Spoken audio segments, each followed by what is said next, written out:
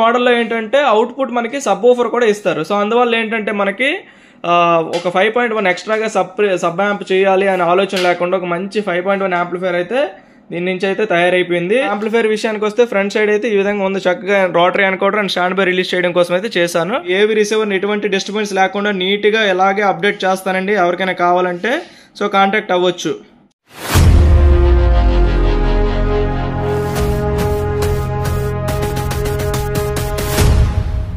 Hi friends, నమస్తే. ఈరోజు ఈ వీడియో ఏంటంటే ఏవి రిసీవర్ సర్వీస్కి వచ్చింది మనకి యమహా కంపెనీ నుంచి HTR 2071 మోడల్. ఇదేంటంటే మెయిన్ MCU అయితే ఫెయిల్ అయిపోయిందండి. ఇక్కడ మీరు చూడొచ్చు, ఇది మెయిన్ MCU అంటే మెయిన్ కంట్రోలింగ్ యూనిట్ అనమాట. ఈ ఐసీ అయితే ఫెయిల్ అయిపోయింది. మార్కెట్లో ట్రై చేశాను ఈ బోర్డు కోసం అండ్ ప్లస్ ఐసీ కోసం, ఎక్కడ కూడా మనకి అవైలబిలిటీ లేదు. అండ్ ఇది వచ్చేసి మనకి రాజమండ్రి నుంచి వచ్చిందండి. రాజమండ్రిలో వాళ్ళు కూడాను చాలా దగ్గర చూపించారు, మిగతా దగ్గర కూడా చూపించారు. మదర్ బోర్డ్ అయితే ఫెయిల్ అయిపోయిందండి, అక్కడ పాసిబిలిటీ కాదని చెప్పేసి చెప్పడం జరిగింది. సో వీళ్ళేంటంటే మనకి ఇంతకు ముందే కస్టమర్స్ అనమాట, ఓల్డ్ కస్టమర్స్. సార్ ఇట్లా ఉంది పరిస్థితి, మీరు ఏమైనా చేస్తారా అని చెప్పేసి అడగడం జరిగింది. సరే సార్ పంపించండి అని చెప్పాను. ఇంకా నేను కూడా ట్రై చేసిన మదర్ బోర్డ్ దొరకలేదు. అప్పుడైతే మరి సెట్ పక్కన పడేసేయడమేగా. మదర్ బోర్డ్ పోయింది అంటే ఒక ఏవీ రిసీవర్ని మనం ఏమీ చేయలేము. కంపెనీ తరపున వాళ్ళు రెస్పాండ్ అవ్వరు, వాళ్ళకి అసలు బాగా ఓల్డ్ మోడల్ కూడా ఇది. అందువల్ల ఏంటంటే కంపెనీ వాళ్ళు రెస్పాండ్ అవ్వరు, బయట ఎక్కడ కూడా సర్వీస్ అవైలబిలిటీ ఉండదు. ఈవెన్ మనకి మదర్ బోర్డు దొరుకున్నా కూడాను వేసి ఉండేవాళ్ళము. సో ఇప్పుడు ఏంటంటే పూర్తిగా సెట్ పక్కన పడేసే కంటే ఒక రిమోట్ కిట్ అయితే యాడ్ చేస్తే దీన్ని మళ్ళీ యాజ్ యూజువల్గా ఒక 5.1 యాంప్లిఫైర్ లాగా అయితే యూజ్ చేసుకోవచ్చు అట్లీస్ట్. సో అందుకని చెప్పేసి మనం ఒక రిమోట్ కిట్, ఎమ్రానిక్ రిమోట్ కిట్ అయితే యూజ్ చేయడం జరిగింది. ఎమ్రానిక్ మదర్ బోర్డ్ అయితే ఇందులో ఇన్బుల్ట్ చేసేసి దీనికి ఉన్నటువంటి పవర్ యాంప్కి సంబంధించినటువంటి ప్రొటెక్షన్స్, మ్యూట్ ప్రొటెక్షన్ కానీ, రెండోది power protection, voltage protection and యాంప్లిఫైర్లో మాస్ఫెట్ యాంప్లిఫైర్ ఇది 6 ఛానల్ కూడాను యాంప్లిఫైర్ లిమిటర్ అని చెప్పేసి ఒక ప్రొటెక్షన్ అయితే ఉంటుంది. వన్స్ మదర్ బోర్డ్ కానీ ఫెయిల్ అయిపోయిందంటే మదర్ బోర్డ్కి వీటికి సంబంధించిన కమ్యూనికేషన్స్ అయితే ఉంటాయి. సో ఎప్పుడైతే అది ఫెయిల్ అయిపోతుందో ఇవన్నీ కూడా డెడ్ అయిపోతాయి, ఏది కూడా వర్క్ అవ్వదు. సో అప్పుడు ఏంటంటే మనం దాన్ని mother board power amplifier board మనం తీసేసి దాన్ని మాడిఫై చేయాలన్నమాట. వన్స్ మాడిఫై చేసేస్తే మనకి ఇది పవర్ యాంప్లిఫైర్లో యూజ్ అవుతుంది.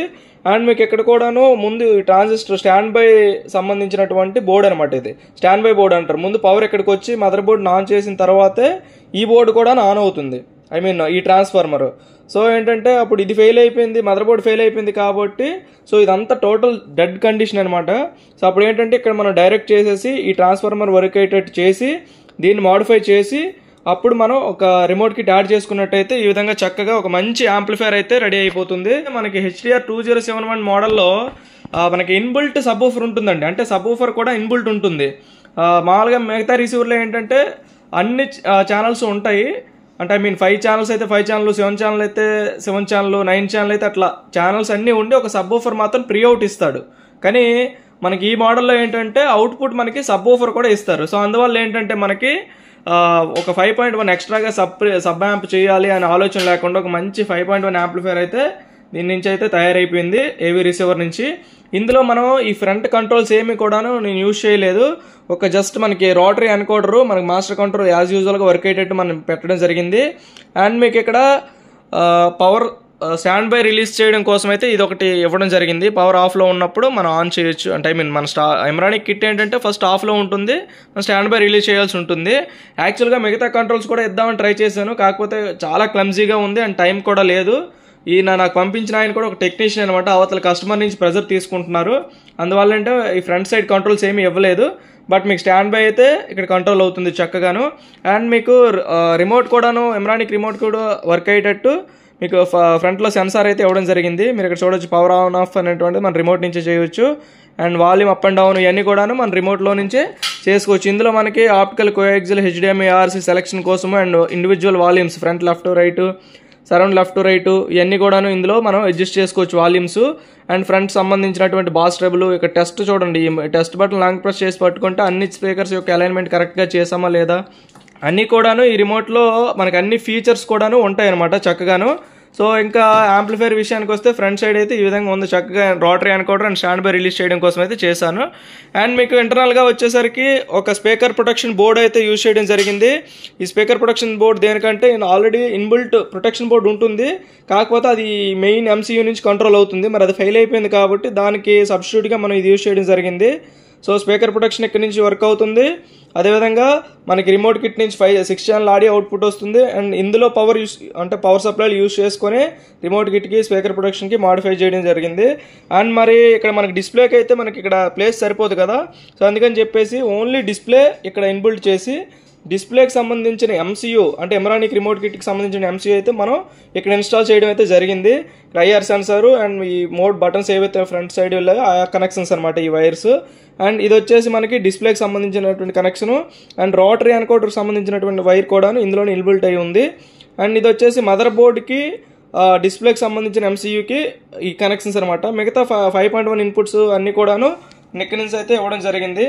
సో టోటల్ ఇంటర్నల్గా అయితే మనకి ఈ విధంగా ఉందండి రిసీవరు.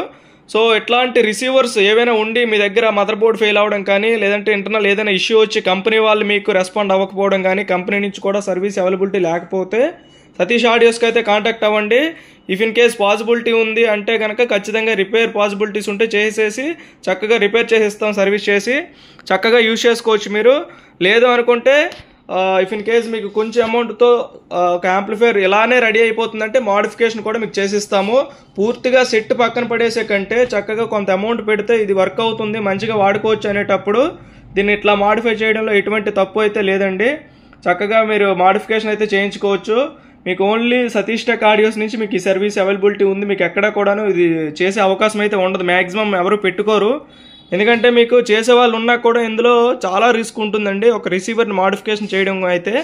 సో ఆ రిస్క్ ఎవరు తీసుకోరు కాబట్టి ఎవరు చేసి ఉంటారేమో నేను అనుకుంటున్నాను. సో మన సతీష్ టెక్ ఆడియోస్ నుంచి మీకు ఈ పాసిబిలిటీ అయితే ఉంది, మీకు సర్వీస్ అవైలబిలిటీ ఉంది. చక్కగా ఎవరికైనా సర్వీస్ కావాలన్నా ఏవీ రిసీవర్కి సంబంధించి, అదేవిధంగా మీకు ఏమైనా మోడిఫికేషన్స్ కావాలన్నా లేదంటే ఏవీ రిసీవర్కి సంబంధించిన డీటెయిల్స్ కావాలన్నా నాకు వాట్సాప్ చేయండి, ఖచ్చితంగా రెస్పాండ్ అవుతాను.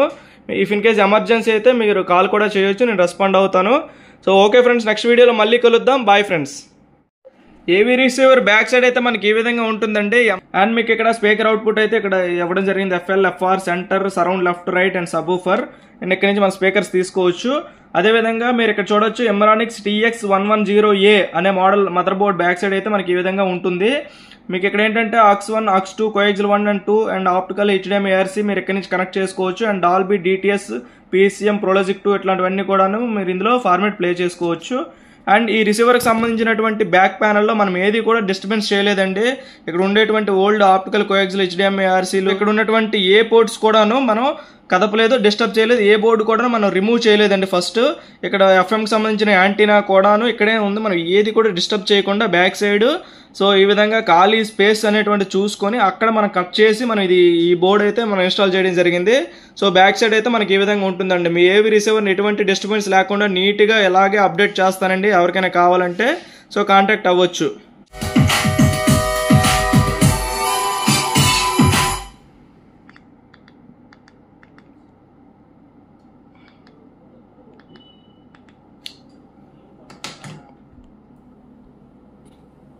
Bye.